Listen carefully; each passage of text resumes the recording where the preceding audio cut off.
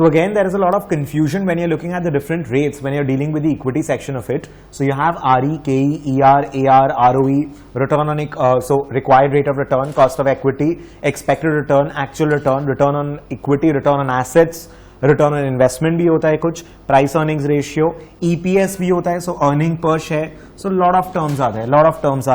Holding period return, effective annual yield. So there are a lot of rates with respect to equity as well, and a lot of times we get very confused with you know so many rates in the frame when you're looking at the equity valuation, be it any financial cost, again CFA bolo, FRM bolo, SFM bolo, whatever you call it. So your equity में बहुत सारे rates होते हैं, there is a lot of confusion. So let's address all of that.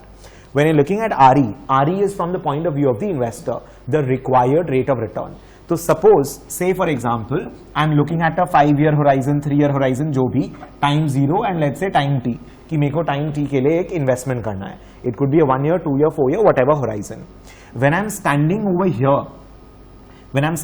here at time 0, contemplating कि मेरे को investment करना है कि नहीं करना है, उस समय मैं पहले study करता हूँ कि मेरे को stock में invest करना है कि नहीं करना है, मेरे को कितना return चाहिए.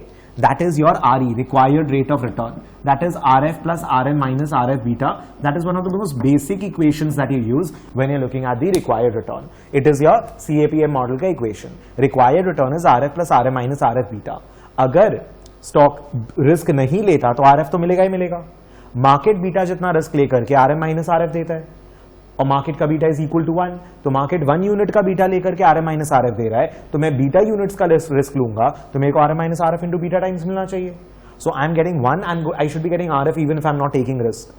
And second, if market takes 1 unit of beta, it gets RM minus RF. I am taking beta units of risk, so I should get RM minus RF into beta additionally. So this is my required rate of return based on the riskiness of the security. Security का जितना ज़्यादा systematic risk होगा, उसके हिसाब से आपको return मिलना चाहिए. So your required rate of return, the investor point of view say, what is my required rate of return? RF plus RM minus RF beta. That is the investor's point of view say required rate of return. When you're looking at cost of equity, it becomes from the company's point of view. Now technically what happens is, say for example balance sheet, you have your equity, you have your debt, you have your asset. On an average, अगर suppose debt is 40, equity 60, तो company 60% equity holder से ले रहा है, 40% of the assets date से लेकर के sponsor कर रहा है, एंड वो 100% एसेट से कंपनी इज डूइंग बिजनेस. वो 100 पे आज सपोज 40 पे डेट होल्डर डिमांड कर रहा है कि मेरे को 8% रिटर्न चाहिए, तो आपको 3.2 इसको देना पड़ेगा 40 पर, राइट? 40%, 40 into 8%, 3.2 इसको देना पड़ेगा. एंड 60 के ऊपर में suppose he is asking let's say 12% return और सो, तो इसको आपको 60 पर 12% 7.2 देना पड़ेगा. तो 7.2 and 3.2 you will have to earn 10.4 on a total of 100 का इन्वेस्टमेंट. वो जो 10.4 कमा के कंपनी को देना पड़ेगा, that is your cost of capital. We do WD, KD, 1 minus T plus WE, KE, etc. You do that formula, right? So weighted average basically on every $100, 100 rupee का जो मैं capital raise कर रहा हूँ, उसके ऊपर मेरे को कितना amount of return generate करके I'll have to pay. That is your cost of capital. मैंने equity से अगर 60 लिया, मैंने अगर for every 100 that I take on the equity, I have to generate 12% for them. That is the cost of equity. For every 100 that I'm borrowing, I'm taking from equity shareholders, I'll have to pay a 12% on that. Every 100 पे 12 देना पड़ेगा. Now suppose investor ने, so technically your RE and KE could be equal. It is just that the perspective is different. RE is investor point of view से कि तुम्हारा इतना beta है, तुम्हारा इतना रिस्क है, मेरे को इतना रिटर्न चाहिए. And KE cost of equity will be from the company's perspective कि कंपनी अगर आपसे 100 ले रहा है तो उसको आपको कितना जनरेट करके देना पड़ेगा. ना बहुत ही अगर टेक्निकल फ्रंट पे देखना है तो आपने इन्वेस्टर ने 100 दिया, वो 12 मांग रहा है आपसे. कंपनी का फ्लोटेशन कॉस्ट लगा, सपोज 100 की जगह कंपनी रिसीव्ड ओनली 98, कंपनी को 98 के ऊपर 12 कमा के वापस करना पड़ेगा, तो कंपनी का cost of equity goes up. Then you will see your RE and KE might not be different, but generally when we are looking at the questions or when we are looking at in a very general sense, हम लोग RE KE को exactly same लेकर के सम कर लेते हैं. That is why cost of equity भी निकालना होता है आपको, कोई सम में KC KE कुछ भी निकालना होता है, आप RF plus RM minus RF beta formula भी यूज कर लेते हो, या फिर P0 is equal to D1 by RE minus G से RE को निकाल लेते हो, और वही RE को KE की जगह यूज कर लेते हो when you are calculating your cost of capital. KC में KD KE लगता है, और वो KE के लिए you either use RF plus RM minus RF beta. You can also use D1 by RE minus G is equal to P0 and उससे RE निकाल लो, या फिर कई बार वो रिस्क बिल्डअप अप्रोच वगैरह भी होता है, RF risk free rate plus equity risk premium and all, वो सब यूज को रेट्स तरीके को भी यूज करके आरई निकालते हैं. So RE is from the point of view of the investor and K is from the point of view of the company. That is RE is मेरे को कितना चाहिए, के कंपनी के पॉइंट ऑफ व्यू से same चीज हो गया. Now what is the difference with expected return. तो अब एक्सपेक्टेड रिटर्न क्या हुआ.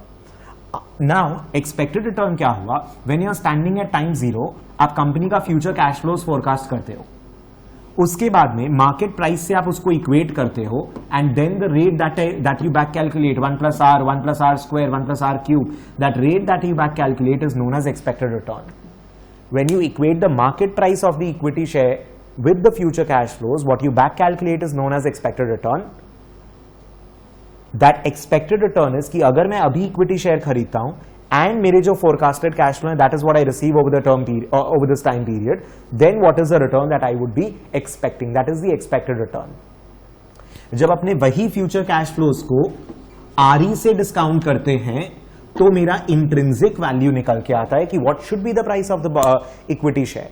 When I discount the same future cash flows, the expected cash flows with the required rate, चाहिए कितना इतना, होना चाहिए प्राइस कितना इतना, है कितना इतना.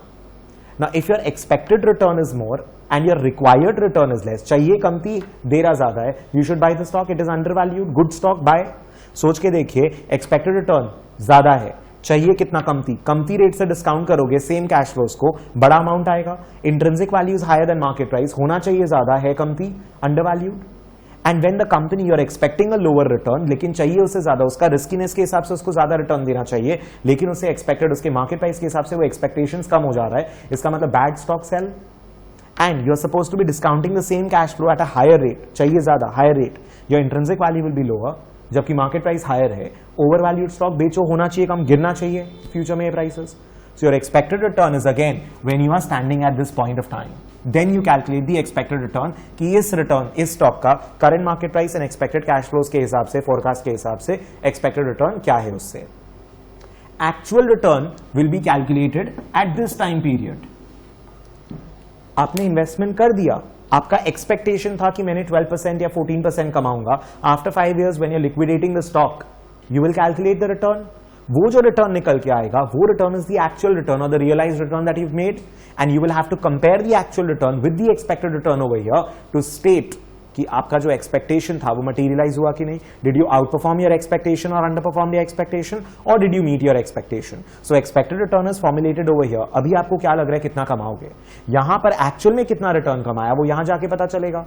वो एक्चुअल में रिटर्न जो कमाया है वो कैसे पता चलेगा, by maybe using a holding period yield. Holding period yield क्या होता है, selling price minus cost price divided by cost price. Profit percentage ऐसे ही निकलता है ना. सो स्टॉक का buying price is your cost price, stock का selling price is your selling price. So यहां का प्राइस माइनस ये प्राइस डिवाइडेड बाय यहां का price. But when you are looking at stock, आपको बीच में डिविडेंड्स वगैरह भी मिले होंगे, तो अपने लोग यहां पर इसमें डिविडेंड्स को भी इंक्लूड कर देते हैं. And that is how you get the formula of holding period yield. Pn minus P0, you have Pn minus P0 plus the cash flows in between divided by the initial price. Percentage हमेशा initial price पे होता है, discount या margin जो calculate होता है वो ending price पे, सेलिंग प्राइस पे निकलता है. So this is your holding period yield. Holding period yield में आपका जो यील्ड निकल के आया 60% 70%, आपने स्टॉक को 5 इयर्स के लिए होल्ड किया था, आपको डिवाइड बाय 5 या कुछ करने का जरूरत नहीं है. Holding period yield is holding period के लिए, जितना भी टाइम के लिए वो स्टॉक को होल्ड करके रखे थे वो यील्ड कितना आया. And when you want to convert the holding period yield into an annualized yield, we call it effective annual yield. Now suppose holding period yield is 70%, मतलब यहां स्टॉक खरीदा, यहां तक रख के 70% का रिटर्न आया.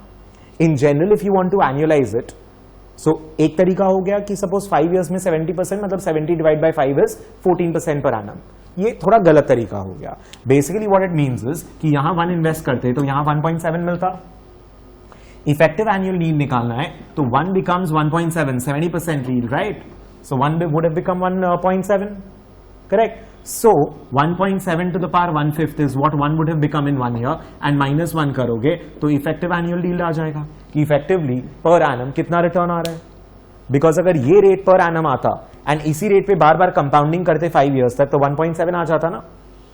इसी रेट को जो निकाल रहे हो वही रेट को 1 प्लस करके 1 प्लस ये y टू द पावर 5 कर देते तो 1.7 आ जाता. So you can convert a holding period yield into an effective annual yield. Effective annual yield is very, very simply, what does $1 become in 1 year effectively? आप compounding कैसे ही करो, $1 $1 कुछ भी डालोगे अगर टाइम 0 पे, तो 1 ईयर पे कितना बन के आएगा. So you can transform that. So EAY HPY is basically how are you going to be calculating the rate. Actual return is the return realized over here. The actual return that you've actually earned, वो यहाँ calculate होगा, यहाँ नहीं होगा. यहाँ expected return calculate होगा. So that is how you calculate the HPY, EAY, AR. So I hope you understand the differences between these terms. Now there is another confusion ROE को लेकर के कि return on equity कैसे आया. When you're looking at return on equity, the one very important thing to understand is, आपने stock को 100 में खरीद करके 120 में बेचा, रिटर्न ऑन इक्विटी को आपका 20 से कोई मतलब नहीं है. रिटर्न ऑन इक्विटी इस बैलेंस शीट में नेट इनकम कितना आया डिवाइडेड बाय बैलेंस शीट में इक्विटी बुक वैल्यू कितना था, बुक वैल्यू ऑफ इक्विटी. इसको मार्केट प्राइस से कोई मतलब नहीं है. आपने इन्फोसिस को 930 में खरीद करके 1050 में बेचा, उससे मेरे को कोई मतलब नहीं है. इन्फोसिस का बैलेंस शीट में following the accounting standards, accrual principle etcetera, what is the net income in the balance sheet of the PL account of the Infosys stock divided by the equity part on the balance sheet of Infosys. ये income statement ये balance sheet से आएगा, इसको market price से कोई मतलब ही नहीं है. Yeah, of course, when you're talking about equity, it includes equity, share capital, general reserve, retained earnings, जो भी बोलो उसको, securities premium, वो पूरा का पूरा portion, that पूरा का पूरा chunk is going to be there in the denominator. हाँ, अब ये net income, total net income by total book value of equity ले सकते हो, या earning per share, यही net income को divide by number of shares करते हैं, तो earning per share निकल के आ जाता है आपका. So you can do earning per share by book value per share. Total net income of course available for equity, मतलब प्रेफरेंस डिविडेंड होगा तो माइनस करना पड़ेगा अपने लोग को, बट टेक्निकली अपने net income divided by book value equity करते हैं, या फिर अर्निंग पर शेयर, दोनों न्यूमरेटर डिनोमिनेटर को नंबर ऑफ शेयर से डिवाइड कर दो, earning per share divide by book value per share हो जाएगा. That is EPS divide by book value per share, BVPS. So when you are looking at your ROE, it is the percentage income earned with respect to financial statements and it has got nothing to do with आपने किस price पे invest किया, किस price पे cell किया, उससे मेरे को कोई मतलब नहीं है. ROE is simply balance sheet PL account में जो income divide by balance sheet में जो इक्विटी का वैल्यू है वो.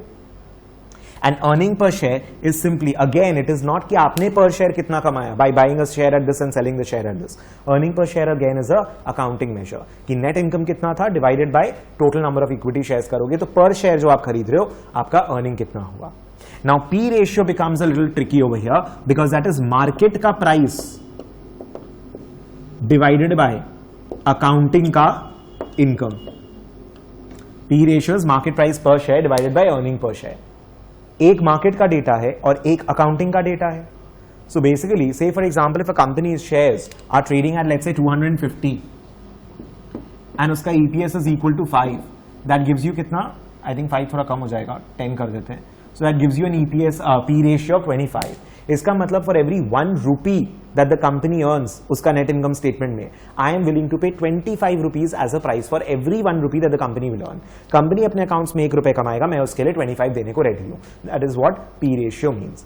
एक न्यूमरेटर जो है वो मार्केट प्राइस है, but the denominator is not the earning of आप किस पे खरीद रहे हो, किस पे बेच रहे हो. We don't have anything to do with that. It is with respect to this one, your market, your PL account का income. So P ratio, numerator is market price, but denominator is based on your accounting standards के हिसाब से जो आपने financial statement में calculate किया है वो. बोलो, are you all clear between all these rates over here? Everyone, absolutely sure. सब कोई, ठीक है? Any other rate, any confusion? All right, this is this part.